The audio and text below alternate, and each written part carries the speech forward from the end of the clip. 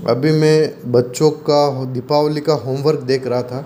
बच्चों को दीपावली का जो होमवर्क कुछ प्रश्न दिए, तो बच्चों ने शुरुआत इस तरीके से अच्छे एक प्रेजेंटेशन के साथ एक दिया बनाकर दीपावली का गृह कार्य, इस बच्चे ने पेंसिल से ये डायग्राम बनाया। उसके बाद इसका जो भी वर्क किया है, इसके बाद एक 5th क्लास की बच्ची है जिसने हैप्पी दीपावली अच्छे से लिखकर और बढ़िया प्रेजेंटेशन के बाद 7 इन प्रश्नों के उत्तर दिए।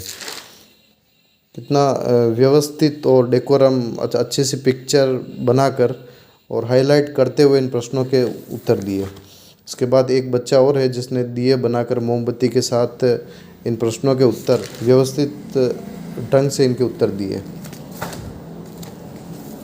बच्चों को कुछ प्रश्न दिए थे ताकि छुट्टियों में घर वालों के साथ इंगेज रहे और उन्हें भी पता चले कि हमारा जो इतिहास है और हमारा जो बीता हुआ कल है वो किस तरीके से। जैसे बच्चों को पहला प्रश्न दिया कि हमारे दादा दादी नाना नानी के बचपन में विद्यालय और गांव कैसे हुआ करते थे, कच्चे घर किसके बने हुए होते थे, इनके क्या फ़ायदे थे, क्या नुकसान थे।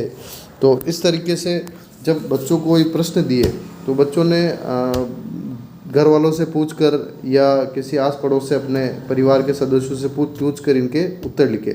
जैसे पहला प्रश्न दिया कि आपके दादा दादी नाना नानी के बचपन में विद्यालय या गांव कैसे हुआ करते थे, तो बच्चों ने लिखा कि शिक्षा की पहुंच बहुत कम थी और स्कूल की संख्याएं भी कम थी। एक कमरे में कई सारे बच्चे बैठकर पढ़ते थे। उन्होंने पूछा होगा अपने घर में।